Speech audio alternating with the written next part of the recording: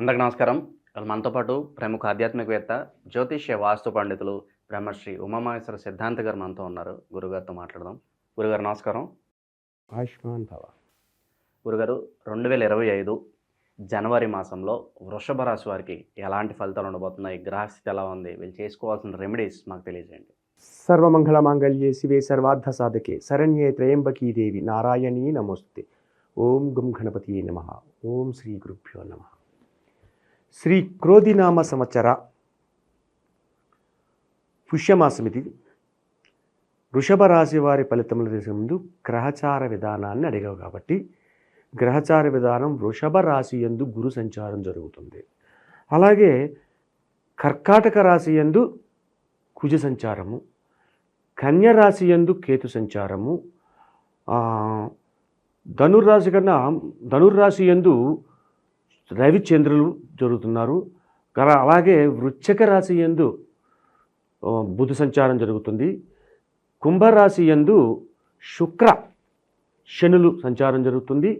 రాహువు మీనరాశి యందు సంచారం చేస్తున్నారు. అంటే గోచారం ఈ రకంగా ఉన్నప్పుడు వస్తున్న ఫలితంలో తిదివార నక్షత్ర యోగ కరణములు అంటే బహుళ శుద్ధ తదియ బుధవారము, ఉత్తరాషాఢ నక్షత్రము, వ్యాగుత యోగము, బాలవ కరణము. ఈ యొక్క తిదివార నక్షత్ర యోగ కరణాన్ని అనుసరించి తదుపరి గ్రహ సంచారాన్ని అనుసరించి గోచార విధానాన్ని వృషభ రాశి యొక్క ఫలితములు తీసుకుందాం. వృషభ తులా ప్రోక్త శుక్ర. వృషభ రాశికి తులారాశికి అధిపతి ఎవరు? శుక్రుడు. శుక్రుడు అత్యధికమైన తత్వం అంటే ఏంటి? విలాసవంతమైన జీవితాన్ని ఇస్తాడు. వృషభ రాశి వారికి శుక్రుడు ఇచ్చేది విలాసవంతమైన జీవితాన్ని ఇస్తాడు. అయితే శుక్రగ్రహము ఎచ్చర సంచారం చేస్తుంది? మిత్రుడు అయిన శనితో కలిపి కుంభరాశిలో సంచారం చేస్తున్నాడు. అలాగే శుభదాయకమైన పరిస్థితుల్లో ఉన్నారు కాబట్టి ఈ శుక్రగ్రహం సంచార విధానాన్ని ఆలోచిస్తే ఈ వృషభ రాశి వారికి కృత్తిక 2, 3, 4 పాదములు, రోహిణి 4 పదములు, రోహిణి 4 పాదములు కూడా ఇందులోనే ఉంటాయి. కృత్తిక 3 పాదాలు ఉన్నాయి. మృగశిర 1, 2 పాదాలు కూడా ఉంటాయి ఇందులో. ఈ యొక్క పాద విధానాన్ని తీసుకుని జాతకాన్ని చూసుకుంటే రోహిణి నక్షత్రం ఉన్నవారు అందరూ కూడా శుభదాయకమైన ఫలితాలు పొందుతున్నారు, ఎక్కువ ఫలితాలు పొందుతున్నారు. కృత్తిక 1, 2, 3, 4 పాదాలు ఉన్నవారు మాత్రం కొద్దిగా ఇబ్బందికరమైన పరిస్థితులు పొందుతారు. ఇటువంటి ఫలితములు పొందుతున్నందువల్ల కొంచెం కష్టదాయకమైన ఫలితాలు వస్తుంది, కానీ సుఖదాయకమైన ఫలితములే వస్తాయి తర్వాత కూడా. అయితే రోహిణి 4 పాదములు కూడా 1 నుంచి 4 పాదముల వారు కూడా ఆరోగ్య విషయంలో అత్యంత జాగరూకతను పొందాలి. ఎందుకంటే ఆరోగ్యాలను దెబ్బతింటాయి వీళ్ళకి ఈ యొక్క నెలయందు. ఈ నెలయందు కొంచెం ఇబ్బందికరమైన అంటే ఏ రకమైన వ్యాధులు వస్తున్నాయి వీళ్ళకి అది కూడా మనం తెలుసుకోవచ్చు. ఈ యొక్క వృషభ రాశిలో ఉన్న రోహిణి నక్షత్రం 1, 2, 3, 4 పాదముల వారికి కూడా శిరో విధానమైనటువంటి వ్యాధులు వస్తాయి, నేత్ర సంబంధమైన వ్యాధులు వస్తాయి. అలాగే స్త్రీలకైతే గర్భకోశములకు సంబంధించిన వ్యాధులు రావడానికి అవకాశం ఉంటుంది. ఇందులో ఎక్కడా కూడా అజాగ్రత్త పడకుండా జాగ్రత్త పడి ఔషధ సేవలను తీసుకుని వైద్యుల యొక్క సలహాలను తీసుకోవడం వల్ల చాలా మంచి ఫలితం.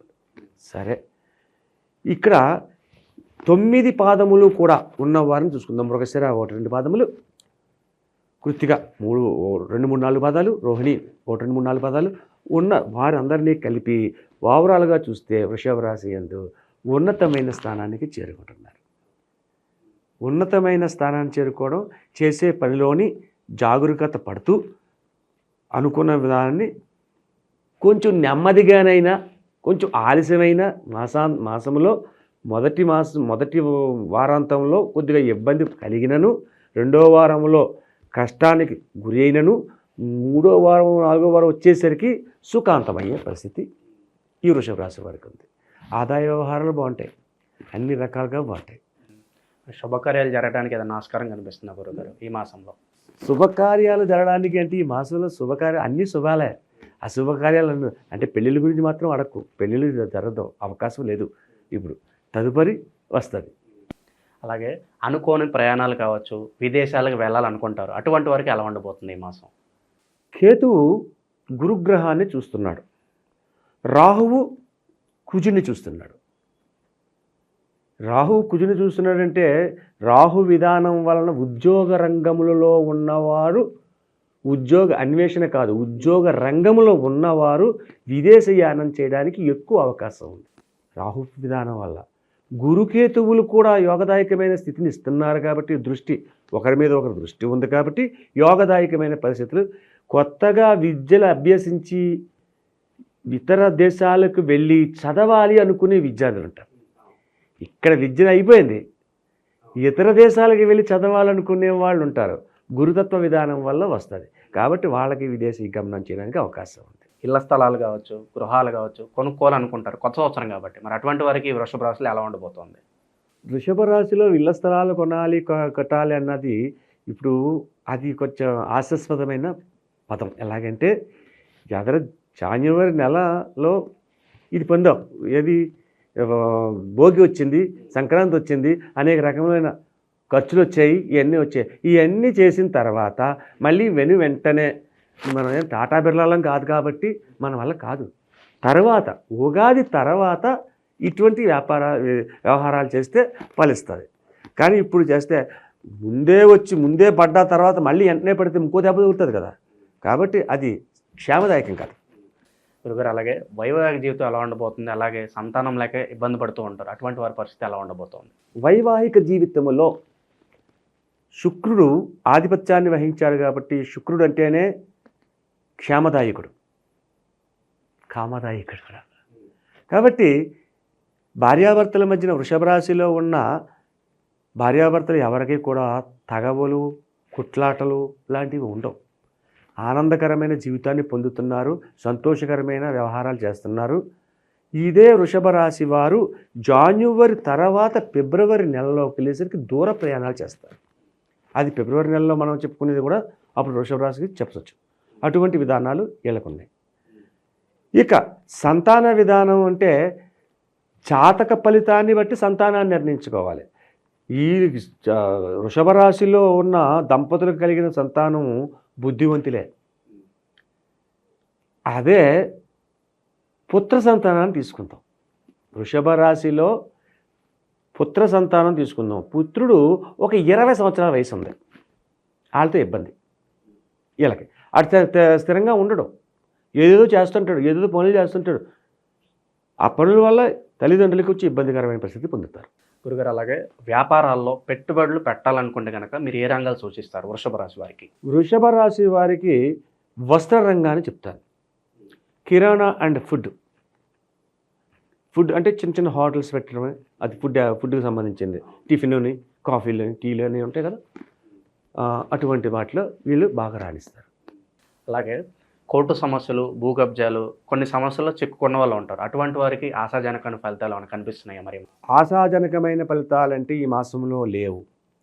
కోర్టు వ్యవహారములలో ఉన్నది ఒకటి ఆలోచించు. ఇది ఏ నెల? జనవరి నెల. జనవరి నెలలో కోర్టు ఎక్కడుంది? సెలవులు ఉన్నాయి ఎక్కువ. కోర్టు సెలవు అయినప్పుడు నీ కోర్టు సమస్యల గురించి ఇంకేం చెప్పుకుంటారు ఎవరైనా? తర్వాత వస్తుంది, సెలవులని పోయిందా తర్వాత వచ్చిన ప్రతి వారికి బద్ధకంగా ఉంటుంది. కాబట్టి ఏం జరగదు. ఈ యొక్క మాసం యందు కోర్టు వ్యవహారాలు కానీ భూ సంబంధమైనటువంటివి కానీ ఆలోచించవలసిన అవసరం లేదు. రూల్గా మనం ఆలోచించుకోవాల్సింది ఏంటంటే జాన్యువరి నెలనగానే అధికమైన ఖర్చులు, అధికమైన ఊర్లు వెళ్ళడం, ఎవరో సిటీల్లో ఎవరో ఉండరు. ఇప్పుడు హైదరాబాద్ నగరం ఉంది, జాన్యువరి నెల వచ్చింది, పండగ దగ్గర పడింది, సిటీ ఎలా ఉంటుంది? ఇస్తుపోయినట్టుగా ఉంటుంది, ఎవరో ఉండరు, ట్రాఫిక్ ఉండదు, మెట్రో రైళ్ళు కూడా తిరగవు సరిగ్గాను, తక్కువ. కాబట్టి ఇక్కడ కోర్టు వ్యవహారాలు ఇటువంటి అనేది తర్వాత సంగతి. అలాగే గురుగారు కామెంట్స్లో అడుగుతున్నారు, రైతుల గురించి, మహిళల గురించి చెప్పట్లేదండి, మరి మా పరిస్థితి ఎలా ఉండబోతుంది ఈ మాసం అని వాళ్ళు అడుగుతున్నారు. మరి జనవరి మాసం ఎలా ఉండబోతుంది, ప్రత్యేకంగా మహిళలకు ఎలా ఉండబోతుంది? మహిళలకి ఆశాజనకమైన జీవితాన్ని పొందుతారు. అంటే ఎక్కువగా మహిళలు ఈ యొక్క సంక్రాంతి రాగానే పుట్టింటికి వెళ్తారు. చాలామంది పుట్టింటికి వెళ్ళడము, అన్నదమ్ములతోటి తల్లిదండ్రులతోటి ఆహ్లాదకరమైన జీవితాన్ని పొందడము, చక్కని ఆటపాటలతోటి జీవితాన్ని గడపడం అనేది జరుగుతుంది. అయితే మహిళలు ఈ యొక్క మాసములో ఎక్కువగా తన ఆరోగ్యాన్ని శ్రద్ధగా చూసుకోవాలి. ఆడవారి యొక్క పెళ్ళైన వారి యొక్క ఆరోగ్యాన్ని అజాగ్రత్త పడకుండా చూసుకోవాల్సిన పరిస్థితి ఈ యొక్క రాశిలో ఉంది. ఎందువలన కేతుగ్రహము ఈ వృషభ రాశిని చూస్తుంది. అక్కడ ఉన్నాడు రైటే, వృషభ రాశిలో గురువు ఉన్నాడు, తగ్గిస్తాడు. అయినా అంటే కేతు అంటే మోక్షకారకుడు. మోక్షకారకుడు అంటే దేనికి ఇస్తాడు? అని అనారోగ్యానికి ఇస్తాడు. ఎవరికి ఇస్తున్నాడు? వృషభ రాశి అంటే శుక్రుడు స్త్రీగ్రహం, అంటే స్త్రీలకు ఇస్తున్నాడు. ఇది అర్థమైపోతుంది. కాబట్టి ఆరోగ్యపరమైన ఇబ్బందులు అనారోగ్యకరమైన ఇబ్బందులకు తెచ్చుకోకుండా ఆరోగ్యకరమైన పరిస్థితుల్లోనే ఉండాలి. అంటే తినే తిండి యందు జాగరూకత ఉండాలి. పండగ వచ్చింది కదా, రకరకాలు ఉంటాయి. చాలామంది కొంచెం నాన్ వెజ్ తినే వాళ్ళు ఉంటారు, రకరకాలు అంటారు. తినొద్దని ఎవరో చెప్పరు. పండగ వచ్చింది కాబట్టి మనకు సున్నుండలు ఉంటాయి, జంతికలు ఉంటాయి, రకరకాల పిండి వంటలు ఉంటారు, అన్నీ తింటారు. ఇవన్నీ తిన్నందువల్ల కొన్ని ఇబ్బందులు కూడా ఉంటాయి. పూర్వకాలం తిండి వేరు, ఇప్పుడు తిండి వేరు అయిపోయింది. ఫాస్ట్ ఫుడ్ సెంటర్స్ అన్నీ. కాబట్టి జాగ్రత్త వహించుకోవాలి స్త్రీలు. స్త్రీలకు శుభదాయకమైన ఫలితాలే ఉన్నాయి, కానీ అశుభదాయక ఫలితాలు పొందజాలరు. గురుగారు, మరి ఈ మాసంలో వృషభ రాశి వారు ఎటువంటి పరిహారాలు చేసుకోవడం ద్వారా మంచి ఫలితాలు పొందడానికి ఆస్కారం ఉంటుందంటారు? ఈ యొక్క వృషభ రాశి వారు ముఖ్యంగా శివ ఆరాధన చేసుకోవాలి. అలాగని చెప్పి విష్ణు ఆరాధన చేయకూడదా? చేయొచ్చు. విష్ణు అయినా శివుడైనా ఒకటే. కాబట్టి శివ ఆరాధన చేయండి. వీరు తాటి బెల్లము నమ్ముతారు. తాటి బెల్లం మన సంతల్లో కూడా వస్తుంటాయి, మన స్త్రీలో కూడా. ఆ తాటి బెల్లాన్ని దేవుడికి గణపతికి నైవేద్యంగా పెట్టాలి. గణపతిని ఆరాధించి గణపతికి ముందు, అంటే గణపతి అంటే ఫోటో పెడతామా? వృషభ రాశి వారికి ఈ యొక్క మాసము యందు ఉన్నతమైన ఫలితాలు పొందాలంటే ఆర్క గణపతి అంటారు. ఆర్క గణపతి అంటే పూజా సామాగ్రి అమ్మే స్థానాలకు వెళ్తే అక్కడ ఆర్క గణపతి ఇవ్వండి అంటే తెల్ల జిల్లేడుతో చేసిన ఆర్క గణపతి విగ్రహిస్తారు. ఇంత తెచ్చుకోకూడదు, 2 అంగుళాలు ఉండాలి.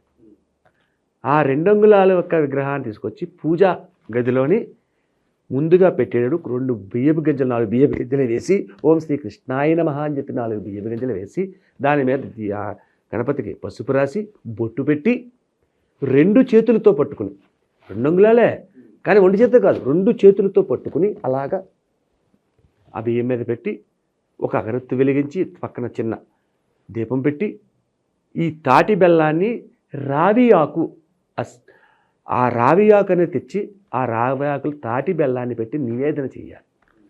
నివేదన చేసి పూజించాలి.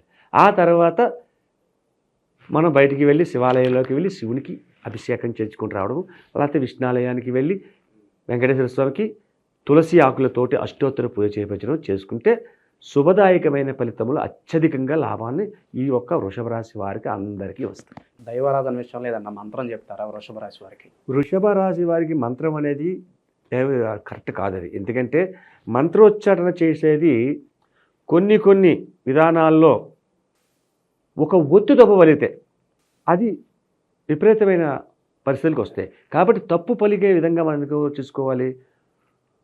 కాబట్టి దైవనామస్మరణని ఓం నమ శివాయ, హరహర మహాదేవ, శంభో శంకరాయ, లేకపోతే ఓం శ్రీ విష్ణువే నమః, ఓం శ్రీ మాత్రే నమః, ఇటువంటి విధంగానే వెళ్ళాలి. అంతేగాని బీజాక్షరి మంత్రాలు అటువంటివన్నీ మనం చెప్పకూడదు, వాళ్ళు ఆచరించకూడదు. వాళ్ళు తప్పు పలిగితే చెప్పిన వాళ్ళకు కూడా కలిసి రాదు. ఇప్పుడు ఒక మంత్రం చదువుతున్నప్పుడు శ్వాస ఉచ్ఛ్వాస నిశ్వాసాలు ఉంటాయి. లక్ష్మి ఆవాహయామి అని వస్తుంది. లక్ష్మి ఇక్కడ ఊపిరి, లక్ష్మి ఆవాహయామి ఏమైపోయింది? ఇక్కడ ఊపిరి తీసుకున్నది వచ్చింది. లక్ష్మి అంటే ఎవరిని ఎక్కేశారు? జ్యేష్ఠాదేవినికి ఎక్కేశారు. కాబట్టి ఉచ్ఛ్వాస నిశ్వాసంలో రాగము తీసుకునే విధానాలు ఉంటాయి. బ్రాహ్మణులు చెప్పే అని ఆగుతారు. ఎందుకని అక్కడ అక్షరం తప్పు పలకూడదు. కాబట్టి బీజాక్షరి మంత్రాలు చదివేది తప్పది. మనం అది గురువు యొక్క విధానం ఉండాలి. గురువు గారు ఉపదేశించాలి. గురూపదేశంతో చేయవలసింది. కాబట్టి లక్ష్మీ క్షీర సముద్ర రాజ్యధనియా శ్రీరంగ దామేశ్వరి దాసీభూత అని ఇలాగా చదవండి, తప్పే ఉంది. ఇంకా మంచిది ఇంకా ఏంటంటే ఓం త్రయంబకం యజామహే సుగంధిం పుష్టివర్ధనం ఉర్వారుకమివ వందనాత్ మృత్యోర్మృత్యయ మామృతాత్ చదవండి, తప్పే ఉంది. గోవింద హరి గోవింద గోకులనందన గోవింద ఇది చదవండి, ఏమైంది? ఓం శ్రీ మాత్రే నమః, ఓం శ్రీ మాత్రే నమః అంతకంటే ఏముంది? ఇదే కరెక్ట్. జనవరి మాసంలో వృషభ రాశి వారికి ఎలాంటి ఫలితాలు ఉంటాయి, అలాగే మీరు చేసుకోవాల్సిన పరిహారాలు తెలియజేసినందుకు ధన్యవాదాలు గురుగారు. ఆయుష్మాన్ భవ.